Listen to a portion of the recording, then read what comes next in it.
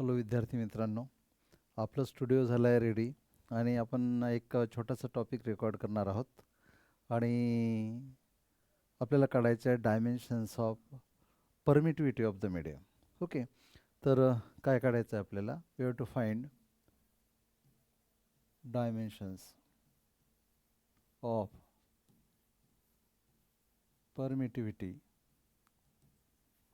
Of a medium.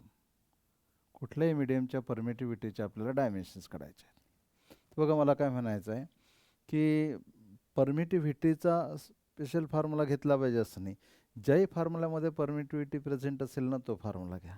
For example मी सांगतो तुम्हाला, suppose पहिला चार्ज आहे Q1, दुसरा चार्ज आहे Q2. They are separated by distance R.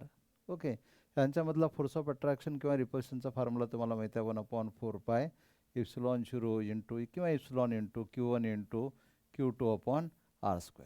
Okay, आता बघा इथे काय करायचं आपण की जे कॉन्स्टंट आहेत, युनिटलेस डायमेन्शनलेस कॉन्स्टंट आहेत, ते तुम्ही यामधून स्किप करून टाका. म्हणजे 4π काढून टाकला. So epsilon 0 it depends upon, इथे काय करणार, Q1 into Q2/F into R². आता काय करायचं पहा, बट I इक्वल टू काय असणार, Q/T. Therefore Q can be written as Q equal to IT.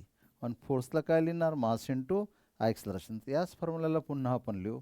So epsilon 0 किंवा परमिटिव्हिटी डिपेंड्स अपॉन Qला काय लिहिणार, IT. अगेन लिहिणार IT, I² T² तुम्ही लिहू शकता. फोर्स लिहिणार mass into acceleration into R distance आणि त्याचा स्क्वेअर. आता सरळ सरळ तुम्हाला SI युनिट लिहायचं आहे. ओके, पहा, करंटचं युनिट ॲम्पियर, याचे ॲम्पियर म्हणजे काय होणार, ॲम्पियर². टाईमचं सेकंड आणि सेकंड म्हणजे काय होणार, सेकंड². या मास आहे, मासचं युनिट काय असणार, kg. हे ॲक्सलरेशनचं युनिट असणार मीटर/सेकंड². ना डिस्टन्स आहे, डिस्टन्सचं युनिट मीटर आणि त्याचा स्क्वेअर. ओके, हा सेकंड² वर जाणार, त्यामुळे एंटायर युनिट जे बनत आहे ते बघा काय बनत आहे, तर इट बिकम्स ॲम्पियर² (4/4 kg/m³). ओके, आणि यावरूनच तुम्ही डायमेन्शन्स लिहू शकता directly permittivity. Say dimensions of permittivity of any medium can be written as, बघा, किलोग्रॅम म्हणजे मास. ओके, किलोग्रॅमचा पॉवर खाली 1 आहे, वर लिहिला -1.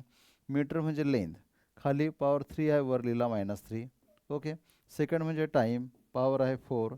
आणि एम्पियर म्हणजे करंट आहे, पॉवर आहे 2. So these are the dimensions of permittivity of any medium. मला असं वाटते की या मेथडमध्ये ना आपण कुठली गोष्ट लर्न केलेली नाही आहे आणि परमिटिव्हिटीचे डायमेन्शन्स तुम्हाला सहज काढता येतील. आणि अशाच टेक्निकने तुम्ही परमिॲबिलिटीचे पण डायमेन्शन्स काढू शकता. तर तुम्हाला ते होमवर्क आहे, obtain the dimensions of permeability of the medium. तर परमिॲबिलिटी असलेला कुठलाही फॉर्म्युला घ्या. ओके, आणि त्यावरून तुम्हाला परमिॲबिलिटीचे डायमेन्शन्स काढता येतील. चला, थँक्यू फॉर वॉचिंग.